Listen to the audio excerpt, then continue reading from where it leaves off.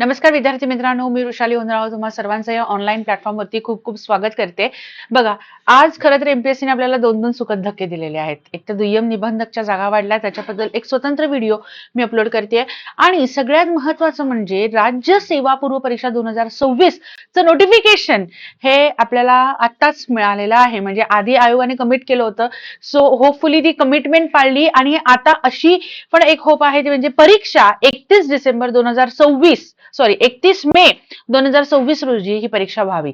ठीक आहे, आणि होईल म्हणजे ही जी पेपर आहे आता ओव्हरऑल आयोगाच्या हालचाली बघता ह्याची जी पूर्व परीक्षेची आहे तारीख, किती तारीख सांगितली मी जस्ट तुम्हाला, 31 मे 2026. ओके,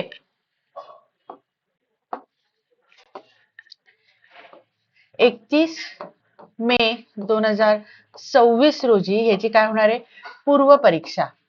ठीक आहे, सो आताचा जो व्हिडिओ आहे तो मी तुम्हाला नोटिफिकेशन ते म्हणजे कोणत्या कोणत्या विभागाच्या कोणकोणत्या जागा आलेल्या आहेत तो मुद्दा आपण इथे क्लिअर करणार आहोत. परीक्षेची पद्धत काय असणार आहे, वयोमर्यादा काय आहे आणि शैक्षणिक अर्हता काय आहे, या गोष्टी, या 4 महत्वाच्या गोष्टी आहे, याच्याबद्दल आपण आता इथे डिस्कस करणार आहोत. ठीक आहे, सो व्हिडिओ शेवटपर्यंत बघा.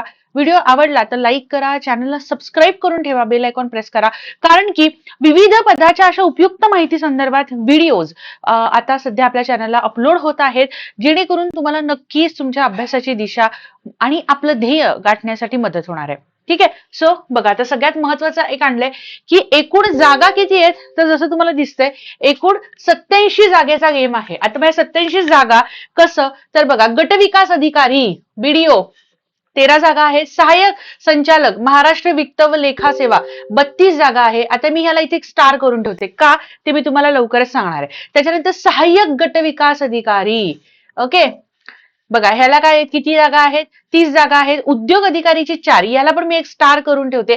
आणि पशुवैद्यकीय अधिकारी गट अ ची 8 पदं आहेत. एकूण 87 जागा आलेल्या आहेत. म्हणजे लक्षात घ्या, पहिल्या ज्या 4 जागा आहेत ना बाळांनो, सॉरी, ह्या ज्या पहिल्या 4 जागा आहेत ह्या सामान्य प्रशासन विभागाअंतर्गत येतात.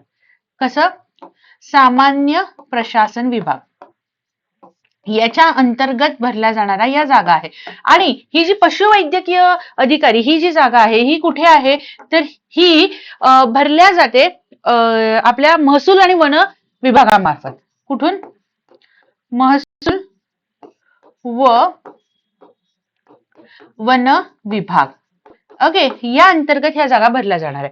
म्हणजे जर का आपण सामान्य विभागाचा म्हणजे सामान्य प्रशासन विभागाचा जर का आपण विचार केला तर आपल्याला लक्षात घ्या बाळांनो, एकूण ऑप्शन मध्ये ज्या मिळणाऱ्या जागा आहेत त्या लक्षात आल्या का तुम्हाला, एकूण 79 जागा ह्या सामान्य प्रशासन विभागातल्या आणि 8च जागा. बघा ह्याची काय होणार आहे, तर संयुक्त पूर्व परीक्षा असणार आहे.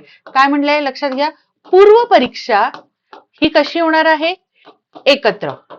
ओके, पण ह्याची मुख्य परीक्षा ही वेगवेगळी, म्हणजे प्रत्येक पदाची नाही, तर हा इकडचा कॅप असणार आहे. लक्षात येते, ह्या पहिले जे 4 पद आहेत जे सामान्य प्रशासन विभागा अंतर्गत त्यांच्यानुसार भरल्या जातात, तर त्यांची परीक्षा एकत्र होणार आहे. आणि पशुवैद्यकीय अधिकारी गट अ ह्याची जी पदं आहेत ती स्वतंत्र भरल्या जाणार, म्हणजे त्याची मुख्य परीक्षा ही स्वतंत्र होणार, फक्त पूर्व परीक्षा आपली एकत्र होणार आहे. ठीक आहे, आता सगळ्यात महत्वाचं शैक्षणिक पात्रता बघा कशासाठी आहे. बघा इथे मी 2 पदं हे केली होती बघा, स्टार मार्क करून ठेवलं होतं, एक उद्योग अधिकारी आणि एक लेखा सेवावाली. ओके, का, कारण त्याच्यासाठी जे पात्रता निकष आहे ते वेगळे आहेत. ओके, म्हणून ऍक्च्युली मी तुम्हाला दाखवते कशी संधी आलेली आहे बघा, लक्षात घ्या. तर राज्यसेवा परीक्षा वगळून म्हणजे खालील नमूद म्हणजे ही लेखा वित्त आणि उद्योग हे सोडून इतर जे आहेत म्हणजे गट विकास अधिकारी आहे आणि सहाय्यक गट विकास अधिकारीची पोस्ट आहे. ओके, ह्या 2 पोस्टसाठीची अर्हता काय आहे, तर फक्त पदवी किंवा पदवी समतुल्य म्हणून मान्य केलेली अर्हता. ओके, एमपीएससी ने केलेली. आणि दुसरी लक्षात घ्या, मग सहाय्यक संचालकला काय आहे, तर संविधानिक विद्यापीठाची किमान 55% वाणिज्य शाखेची स्नातक पदवी किंवा चार्टर्ड अकाउंट्सचं जे इन्स्टिट्यूट आहे त्यांनी घेतलेली सनदी लेखापालाची अंतिम परीक्षा म्हणजे सीए ची अंतिम परीक्षा. ठीक आहे, किंवा संविधानिक विद्यापीठाची वाणिज्य मधील पदव्युत्तर पदवी किंवा institute of cost and works accounts ICWA, okay, यांनी आयोजित केलेली परिव्य लेखाशास्त्राची अंतिम परीक्षा, त्याच्यानंतर अखिल भारतीय तंत्र शिक्षण परिषदेच्या मान्यताप्राप्त संस्थेतून वित्त व्यवसाय प्रशासन विज्ञाते म्हणजे MBA. एवढं सिंपल लक्षात घ्या. काय आहे MBA? हे कशासाठी आहे तर वित्त व लेखासाठी. आणि उद्योग अधिकारीची जी पदं आहे ती किती आहेत बघा. तांत्रिक गट ब हे आहे, हे गट अ आहे CA वाल्यांसाठी किंवा MBA झालेल्या लोकांसाठी. ओके. काय तर संविधानिक विद्यापीठाच्या अभियांत्रिकी मधील पदवी, ओके, स्थापत्य अभियांत्रिकी जसे स्थापत्य अभियांत्रिकी मधील विषयांच्या गटाशी संलग्न असलेल्या वास्तुविद्या, नगर रचना इत्यादी व्यतिरिक्त किंवा तंत्रज्ञानामधील पदवी किंवा विज्ञान शाखेतील संविधानिक विद्यापीठाची पदवी. लक्षात येते. सो हा गट एक वेगळा आहे. याची परीक्षा काय असणार आहे वेगळ्या पद्धतीने होणार. म्हणजे ही पात्रता त्याच्यासाठी आवश्यक असणार आहे. ठीक आहे. याच्या सोबतच पशुवैद्यकीय आहे. ओके. त्याच्यासाठी काय आहे इकडे पण बघा गट अ ची आहे तर विज्ञान आणि पशुसंवर्धन स्नातक विषयातील संविधानिक विद्यापीठाचे विज्ञान शाखेची पदवी. ओके. त्याच्यानंतर महाराष्ट्र पशुवैद्यकीय व्यावसायिक अधिनियम अन्वये त्यावेळी अस्तित्वात असलेल्या पशुवैद्यकीय संस्थातील अधिनियमाद्वारे हे असणं नोंदणी केलेली असणं गरजेचं आहे. आता आधीच्या याला मराठी भाषेचं ज्ञान नाही पण इकडे बघा कंपल्सरी केलंय मराठी भाषेचं ज्ञान तुम्हाला असलं पाहिजे. समजलं. या दोन गोष्टी शैक्षणिक पात्रता लक्षात घ्या. त्याच्यानंतर महत्वाचं आहे ते म्हणजे वयो मर्यादा. बघा किमान इथे आपल्याला पदवी आहे 21 वर्ष तर स्टार्टिंग आहे. बघा सौर्व किमान मागासवर्गीय 18-19 वर्ष 18 वर्षाची कॅप टाकले पण आपली पदवी होऊस तर 21 वर्ष होतात. ठीक आहे. अराखीव खुल्या गटासाठी 38, मागासवर्गीय म्हणजे OBC SC ST NT DT 43, अराखीव खुला 43, त्याच्यात मागासवर्गीय म्हणजे हे खेळाडूंसाठी आहे बरं का, ह्यांच्यासाठी परत इथे 43 आहे.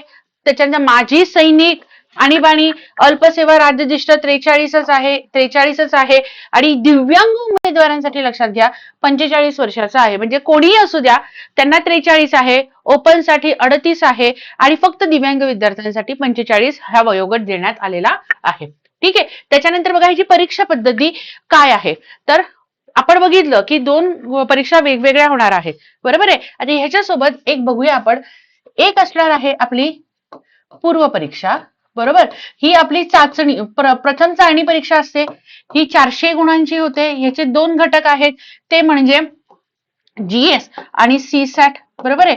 हे काय आहे हे क्वालिफाईंग नेचरचं आहे. आता क्वालिफाईंग म्हणजे काय हे तुम्हाला सांगायला नको. क्वालिफाईंग इंडिकेट की तुम्हाला मॅक्सिमम 70 गुण ह्याच्यामध्ये काढायचे आहे.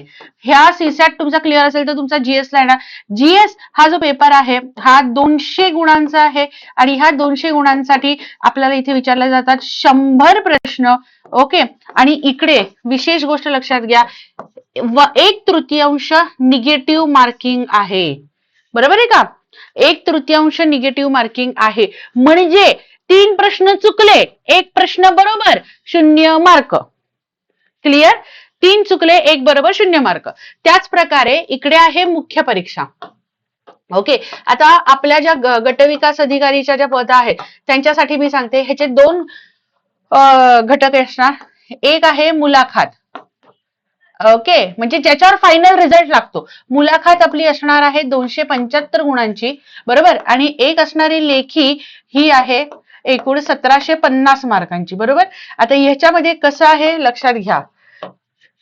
इथे आपल्याला आहे 500 गुणांसाठी एक वैकल्पिक विषय म्हणजे ऑप्शनल. ओके. आता हे मला रिमाइंड करतं फॉर्म भरतानाच वैकल्पिक विषयाचा उल्लेख तुम्हाला करायचा आहे. एकच वैकल्पिक विषय आहे हा मुद्दा लक्षात घ्या. आणि तारीख फॉर्मची सुरू होते 31 डिसेंबर 2026 ते 20 जानेवारी 2026. ह्या 21 दिवसांच्या कालावधीमध्ये आपल्याला फॉर्म भरायचा आहे. आणि फॉर्म भरतानाच ऑप्शनलचं जे नाव आहे तुम्ही जो काही सिलेक्ट केलेला असेल तो इथे असणं गरजेचं आहे. लक्षात येते. त्याच्यानंतर बघा GS 1, 2, 3, 4 आणि एक आहे SA चा पेपर. ओके. हे प्रत्येकी पेपर आपल्याला 250 गुणांचा आहे गुणिले 5 ह्याला झाले टोटल 1250 मार्क. ओके. हा जो घटक आहे हा नंतर. आता सगळ्यात महत्वाचं काय आहे तर ही पूर्व परीक्षा इथे आपल्याला फोकस करायचा आहे. आता ह्याच्याशी संबंधित अजून म्हणजे पूर्व परीक्षेचा अभ्यास तुम्ही कसा डिकोड करा, काय करा, ह्याच्याशी संबंधित तुम्हाला मी लवकरच अजून डिटेलमध्ये एक व्हिडिओ बनवणार आहे. तुमची स्ट्रॅटेजी काय असली पाहिजे आतापासून. बघा, आता मागची परीक्षा 9 नोव्हेंबरला झाली, तर खूप लवकर म्हणजे अवघ्या 1.5 महिन्यामध्ये आपल्याला आयोगाने पुन्हा संधी आणून दिलेली आहे. तर मागच्या पेपरमध्ये झालेल्या चुका अवॉइड करून पुढे कसं आपल्याला जायचंय याच्याशी संबंधित लवकर एक व्हिडिओ टाकेल. पुढे जाण्याआधी तुम्हाला हा व्हिडिओ आवडला का? तर तो कमेंट सेक्शन मध्ये टाका. Like, share, subscribe, comment. Thank you very much. All the very best. जय हिंद.